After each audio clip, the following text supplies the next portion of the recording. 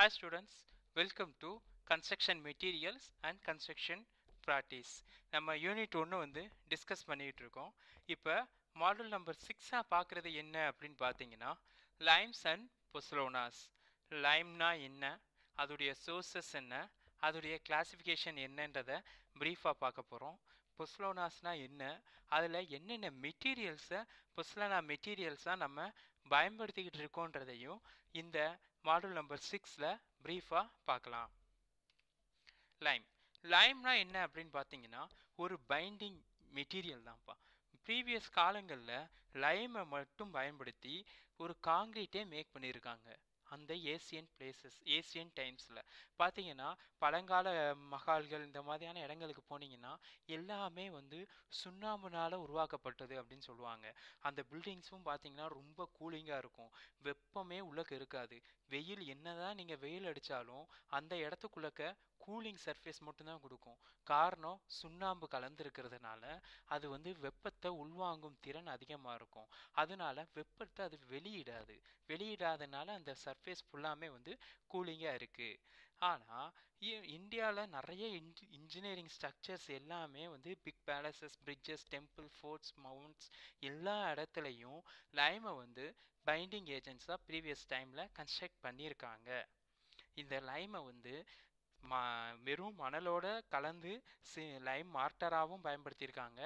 லைமையும் கோசர் aggregate, finer அக்ரிகேட்டை சேர்த்து Lime காங்கிரீட்டாகவும் கூட பயன்படுத்தலாம்.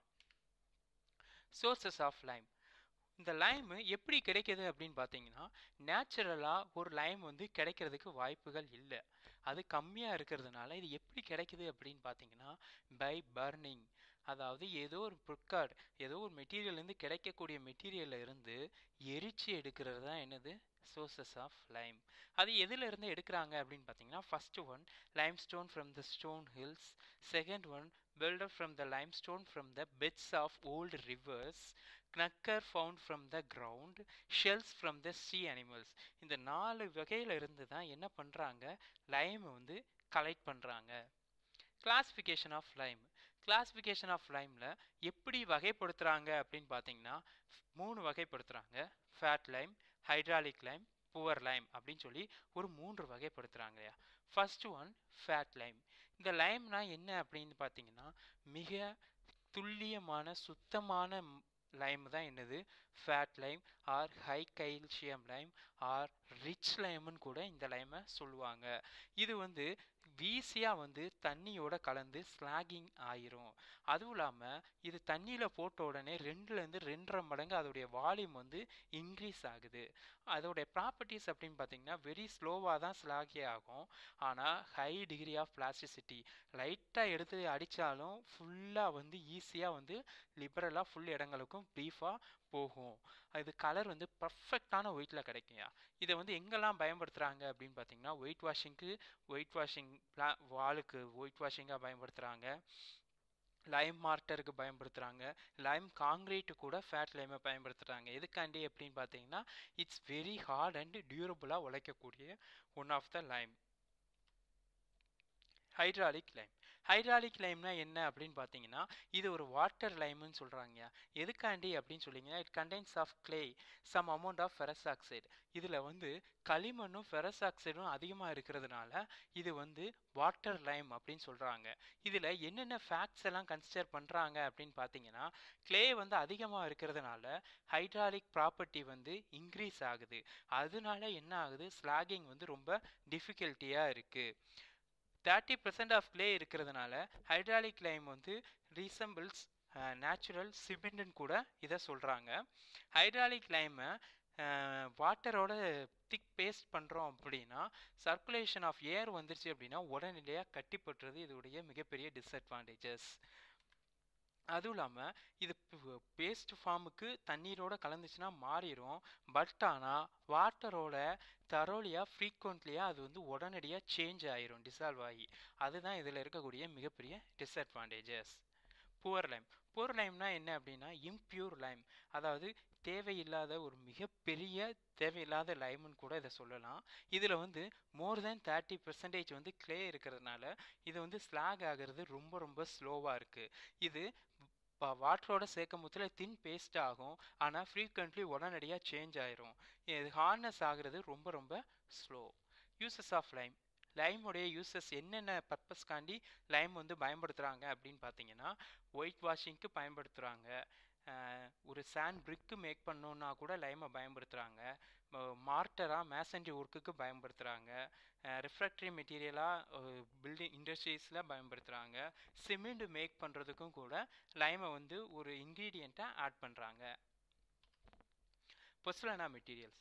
பொஸ்லானா என்ன அப்படின்னு பார்த்தீங்கன்னா, நேச்சுரலாக இல்லாட்டினா ஆர்டிஃபிஷியலாக நம்மளே உருவாக்கக்கூடிய ஒன் ஆஃப் த மெட்டீரியல்ஸ் தான் என்னது பொஸ்லானா மெட்டீரியல்ஸ். எதுக்காண்டி இது உருவாக்கணும் அப்படின்னு பார்த்தீங்கன்னா, ரீப்ளேஸ் ப்ரொப்போர்ஷன் ஆஃப் சிமெண்ட்டுக்கு ஏற்றார் போல் அதோடைய தரத்தை வடிவமைக்கிறது தான் என்னது பொஸ்லானா மெட்டீரியல்ஸ். இப்போ நம்மளுடைய சிமெண்டோட தேவையை வந்து கம்மி பண்ணணும். சிமெண்ட் வந்து அதிக அளவு இன்வெஸ்ட்மெண்ட் கொடுத்து வாங்க வேண்டியதுனால, ஸோ சிமெண்டோடைய அளவை கம்மி பண்ணி அதுக்கு ஏற்றார் போல் நம்ம வந்து ஒரு மெட்டீரியலை நேச்சுரலாக இல்லாட்டினா ஆர்டிஃபிஷியலாக கிடைக்க ஒரு மெட்டீரியலை பயன்படுத்தணும் அப்படின்னா அந்த பேர் தான் என்னது பொஸ்லானா மெட்டீரியல்ஸ் அப்படின்றாங்க. இந்த materials some examples for pozzolana materials பார்த்தீங்கன்னா, fly ash, ground blast furnace slag, silica fume, surkhi, rice husk ash. இது எல்லாமே ஒரு 5 இது இருக்கியா, இது வந்து எக்ஸாம்பிள்ஸ். இதில் ஃபஸ்ட்டாக இருக்கிறது வந்து ஃப்ளை ஆஷ், நிலக்கரி சாம்பல். இது எப்படி கிடைக்கிது அப்படின்னு பார்த்தீங்கன்னா, பாய்லரில் கோலை எரிக்கிறதுனால கிடைக்கக்கூடிய லிக்னைட் அண்ட் கோலை எரிக்கிறதுனால கிடைக்கக்கூடிய ஒரு சாம்பலை தான் என்ன சொல்கிறாங்க ஃப்ளை ஆஷ் அப்படின்னு சொல்கிறாங்க. இந்த லிக்னைட்டில் அதிகமாக சுண்ணாம்பு இருக்கிறதுனால அது உயர் ரகம் அப்படின்னும், கோலில் சுண்ணாம்போட அளவு கம்மியாக இருக்கிறதுனால அது மீடியமான தரம் வாய்ந்தது அப்படின்னு சொல்கிறாங்க. நவடேஸ் ஃப்ளை ஆஷுங்கிறது வந்து அதிகமாக மக்களால் பயன்படுத்தக்கூடிய ஒன்றாக இருக்குது. காஸ்ட்லி, அதிகமான ரேட் காஸ்ட்லியும் கிடையாது, ரொம்ப ரொம்ப கம்மி. கிரவுண்ட் பேலஸ்ட் ஃபர்னஸ் ஸ்லாக், அது என்ன அப்படின்னு பார்த்தீங்கன்னா, எஃகு உலையில் இருக்கக்கூடிய ஒரு சில இரும்பு கசடுகள் இருக்குது பார்த்தீங்களா, அந்த கசடை சலிச்சு எடுத்து ஒரு கண்ணாடி மாதிரி ஒரு லேயருக்கு என்ன பண்ணுறாங்க, ஒரு சின்ன சின்ன பார்ட்டிகிள்ஸாக கிடைக்கிது. அந்த பார்ட்டிகிள்ஸை அரைச்சி பவுடர் ஃபார்முக்கு மாற்றி அந்த இதை வந்து நம்ம பயன்படுத்தணும் அப்படின்னா அது என்னது கிரவுண்ட் பேலஸ்ட் ஃபர்னஸ் ஸ்லாக். இது வந்து ரொம்ப ரொம்ப ஹார்டாக இருக்கும். பட் ஆனால் இது வந்து கண்டென்ட் வந்து ரொம்ப கம்மியாக கிடைக்கும். காஸ்ட்லியஸ்ட்டு ஒன்றுங்கிறதுனால இதை அதிகமாக பயன்படுத்துறது கிடையாது. சுர்க்கிங்கிறது வந்து முன்காலங்களில் ரொம்ப அதிகமாக பயன்படுத்திக்கிட்டு இருந்தாங்க. என்ன அப்படின்னு பார்த்தீங்கன்னா, செங்கலை அரைச்சி அதை பவுடர் ஃபார்முக்கு மாற்றி அதோட லைமை ஆட் பண்ணி பயன்படுத்தினது தான் சுர்க்கி. இந்த சுர்க்கியை வந்து முந்தைய காலங்களில் நிறையா பயன்படுத்துனாங்க. இது உடனடியாகவும் கிடைச்சிடாது. என்ன பண்ணுவாங்க அப்படின்னா 2லேருந்து 3 வாரம் எடுத்துக்கிடுவாங்க. செங்கல் எடுத்து உடைக்கணும், உடைச்சதுக்கப்புறமா லைம் எடுத்து உடைக்கணும், அது ரெண்டையும் மிக்ஸ் பண்ணி பவுடர் ஃபார்முக்கு மாற்றணும். ஸோ உடனடியாக கிடைக்கவும் கிடைக்காது. ப்ளஸ் வந்து இது காஸ்ட்லியஸ்ட்டு ஒன்று. ப்ரீவியஸ் காலங்களில் இதை பயன்படுத்திக்கிட்டு இருந்தாலும் நவ்வடேஸில் அதை பயன்படுத்துறது ரொம்ப கம்மியாயிருச்சு. ரைஸ் ஹஸ்க் ஆஸ்க், இது என்ன அப்படின்னா அரிசி உமி சாம்பல் தான்யா. இது என்ன அப்படின்னு பார்த்தீங்கன்னா, நெல்லை வந்து இது பண்ண முத்தில் கிடைக்கக்கூடிய உமியை வச்சு என்ன பண்ணுறாங்க, எரித்து ஒரு சாம்பல் கிடைக்கிது பார்த்தீங்களா, அந்த சாம்பலை தான் என்ன சொல்கிறாங்க ரைஸ் ஹஸ்க் ஆஸ்க் அப்படின்னு சொல்கிறாங்க. இந்த அரிசி உமி சாம்பலில் வந்து என்ன இருக்குது அப்படின்னு பார்த்தீங்கன்னா, பொஸ்லானா தன்மை வந்து ரொம்ப அதிகமாக இருக்குது. அதாவது 80% ஆஃப் சிலிக்காவோட தன்மை இருக்கிறதுனால இது ரொம்ப ரொம்ப ஸ்ட்ராங்கானதும் ரொம்ப சிமெண்ட்டுக்கு ரொம்ப ரொம்ப அட்ஜஸ்டண்ட்டாகவும் பயன்படுத்தலாம் ரைஸ் ஹஸ்க் ஆஸ்கை. இப்போ இந்த இது வந்து ரொம்ப அதிகமாக கிடைக்கிறது இல்லையா, விவசாயம் ரொம்ப அதிகமாக கம்மியானதுனால இந்த ரைஸ் ஹஸ்க் ஆஸ்க் வந்து அதிகமாக நம்மளுக்கு கிடைக்கிறது இல்லை. அதுவும் இல்லாமல் ரொம்ப அமௌண்ட் ஆஃப் இன்வெஸ்ட்மெண்ட் நிறையா பண்ணணுங்கிறதுனால இது வந்து இப்போ பொஸ்லானா மெட்டீரியல்ஸில் ரொம்ப ரேரான மெட்டீரியலாக இருக்குது. Thank you students. இப்போ நம்ம என்ன பார்த்துருக்கோம், லைம்ஸ்னா என்ன, பொஸ்லானாஸ்னா என்ன, அது எப்படி கிளாஸிஃபிகே பண்ணுறாங்க, இது என்னென்ன மெட்டீரியல்ஸ் பயன்படுத்துனாங்கன்றதை ப்ரீஃபாக பார்த்தோம். நெக்ஸ்ட் மாடலில் பார்ப்போம். Thank you very much.